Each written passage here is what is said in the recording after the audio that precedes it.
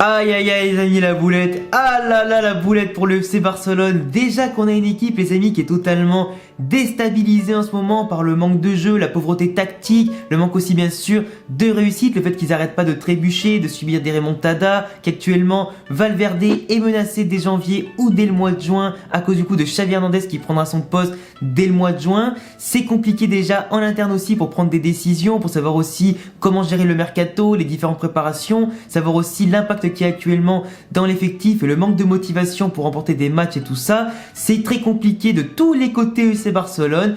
Et en plus de ça, aujourd'hui, tu leur rajoutes la blessure de Luis Suarez qui de base devait se faire opérer du coup de son genou qui le gêne depuis plusieurs mois, voire carrément depuis un an maintenant. Il devait se faire opérer et être remis sur pied dans 4 à 6 semaines pour être prêt pour les grosses échéances en Liga et en Ligue des Champions et bien évidemment aussi pour la partie intéressante de la Coupe du Roi. Malheureusement, les médecins avaient du coup sous-estimé l'impact de sa blessure et surtout son importance. Il sera donc blessé plus de 4 mois, soit donc la quasi-totalité de la deuxième partie de saison. C'est la merde pour le Barça qui va devoir se passer du coup de Luis Suarez, le seul qui était à peu près en forme pour accompagner Messi devant pour pouvoir marquer quand celui-ci était un petit peu en dedans. Le Barça actuellement n'avait vraiment pas besoin de ça parce qu'on les voit vraiment sur le terrain affaiblis physiquement à cause de l'enchaînement des matchs. On les voit aussi affaiblis mentalement par les revers, les remontadas, les matchs nuls du coup à la dernière minute et tout ça. Leur manque d'efficacité qui manque quand même de les aider un maximum. Le fait aussi que Ter Stegen actuellement soit blessé, qu'ils aient une défense très fragile qui prend 2 ou 3 buts par match minimum.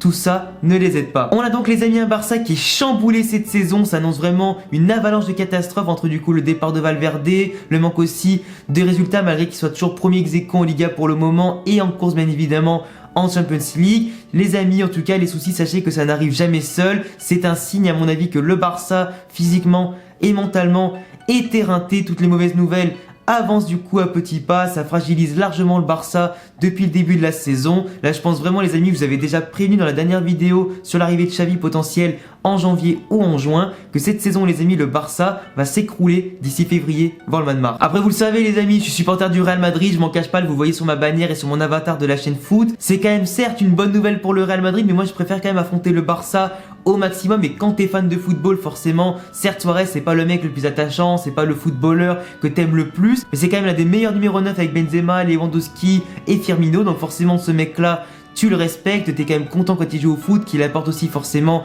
de la technique, des buts, qu'il apporte forcément aussi une belle complicité avec Messi. Là par contre sa blessure ça va apporter davantage de portes à d'autres joueurs comme Griezmann notamment qui va pouvoir enfin quitter le côté gauche pour avoir un poste qu'il avait davantage à l'Atlético Madrid qui est donc dans l'axe. Il sera donc du coup plus proche de Messi, plus et même pourquoi pas de finir les actions et d'avoir du coup plus de ballons pour lui-même pour se montrer décisif. On a aussi surtout une belle porte ouverte pour Ansu Fati qui va pouvoir enfin être titulaire sur la durée, pas seulement quand c'était Ousmane Dembélé qui se blessait ou quand c'était Griezmann ou Suarez ou quand Messi était pas là. Il va pouvoir enfin montrer ce potentiel sur plusieurs matchs, pouvoir enchaîner surtout les bonnes prestations, pourquoi pas être plus efficace, marquer plus de buts et surtout être décisif. Et retenez bien les amis ce que je vais vous dire, si jamais Ansu Fati à partir de maintenant est titulaire durant toute la période où Suarez sera blessé et qu'il est bon et qu'il arrive en plus de ça à être décisif, croyez-moi que les gars que Luis Enrique va bien sûr l'appeler pour être au moins remplaçant à l'Euro 2020 avec l'Espagne malgré son jeune âge. Et à mon avis aussi Xavi Hernandez quand il prendra la place du coup de Valverde en juin, il le mettra titulaire sur le côté gauche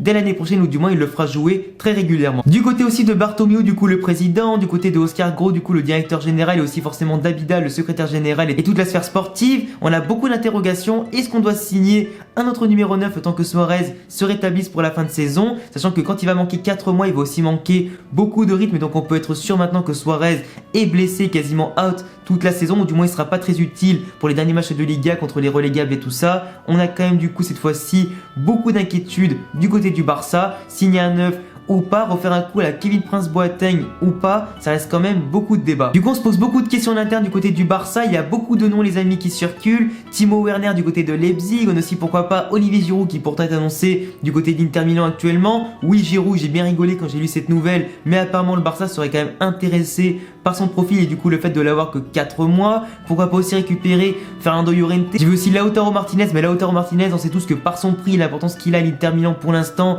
qui joue le titre avec du coup l'Inter Milan contre la Juve, c'est très risqué et du moins l'Inter Milan ne le lâchera jamais en milieu de saison. Ils attendront bien sûr que la clause libératoire de 110 millions s'activera cet été. On parle aussi de Rashford du côté de Manchester, d'Anthony Martial et aussi beaucoup de joueurs en tout cas qui sont cités pour le Barça, des joueurs plus jeunes, des joueurs un petit peu plus vieux aussi, qui peuvent compléter simplement pour 4 à 6 mois dans l'effectif. C'est très dangereux en tout cas d'avoir un joker comme ça parce que tu sais pas forcément dans la précipitation ce que tu vas être amené à choisir comme attaquant. Tu manques de ressources aussi parce que le Barça a quand même beaucoup dépensé l'été dernier. Il fallait en garder un maximum aussi pour d'autres recrues qui sont à venir pour l'été prochain. Donc forcément, fair play financier, trésorerie, les manques de vente et tout ça. Il y a beaucoup de facteurs à prendre en compte pour le Barça s'il veut signer un numéro 9. Tu peux pas signer par exemple un Cavani du coup en sachant pertinemment que Suarez va revenir en fin de saison, que tu voudras peut-être potentiellement avoir Neymar ou Mbappé de l'autre côté. Donc forcément, tu peux pas te permettre d'avoir non plus un gros attaquant que tu laisseras de côté dans la foulée parce que si le mec tu lui dis ça, il va juste te chier à la gueule et te dire carrément non. Par contre, je miserais bien quand même une petite piécette sur le fait que Pedro Rodriguez va du coup revenir de Chelsea à Barcelone. Je serais quand même très certain parce qu'il avait quand même dit dans la presse qu'il souhaitait offrir ses services au Barça, qu'il souhaitait en tout cas y revenir. À Chelsea, il joue quand même pas beaucoup, il est non plus pas très performant. Valverde avait dit dans la presse que ça l'intéresserait pourquoi pas d'avoir Pedro, mais il en parlait pas vu qu'il est pas dans son club et forcément par respect pour Chelsea, tu parles pas de leurs joueurs. Mais ça pourrait être intéressant, pourquoi pas, d'avoir vraiment Griezmann en pointe, Messi à droite du coup qui décroche tout le temps comme un numéro 10, Ansu Fati à gauche et pourquoi pas acheter Pedro en attendant que Ousmane Dembélé se remette un petit peu de sa blessure, qu'il reprenne un petit peu bien sûr du galon et tout ça. Il y a aussi Carles Perez je crois qui est aussi disponible encore, qui va partir en prêt, du coup à l'instar de Alenia par contre qui lui est parti au Betis Séville. Donc forcément le Barça a beaucoup de choix à faire, ils peuvent modeler leur effectif comme ils veulent, mais c'est clair que s'ils ne signent pas un autre joueur à part Suarez, en termes d'effectif, de rotation et tout ça, ça va être limité. En tout cas les gars, je ne sais pas ce que vous en pensez. Si jamais vous avez des idées à propos des numéros 9 que le Barça pourrait signer en échange de Suarez, et écoutez, dites-moi ça en commentaire. Si jamais le Barça ne signe pas de 9, est-ce que Ansu Fati va suffire? Est-ce que Carles Perez aussi pourrait suffire notamment pour remplacer du coup comment il s'appelle Suarez? T'as aussi d'autres solutions en interne comme le jeune Ruiz qui attend impatiemment du coup sa chance, notamment Abel Ruiz qui attend sa chance du coup du côté du Barça B et qui n'a jamais sa chance en équipe première. Est-ce que ça pourrait être enfin l'occasion de lancer un nouveau jeune, une nouvelle pépite? Dites-moi tout ça en commentaire. Si vous aimez les amis, les analyses foot, mercato, les infos, les news, tout ça, les reviews de matchs, de clubs, d'entraîneurs et de joueurs, dites-moi tout ça en commentaire aussi évidemment. Suivez bien sûr la chaîne en vous abonnant, en cochant la cloche. Laissez-moi de gros pouces bleus si vous aimez mon travail, ça m'encourage en tout cas davantage à travailler, vous fournir davantage de vidéos pour vous divertir et vous informer. Il y a aussi le lien de ma chaîne principale de manga, d'animé et de jeux vidéo en description, le lien de mon Instagram et de mon Twitter. Et bientôt les gars pour de prochaines vidéos. Ciao.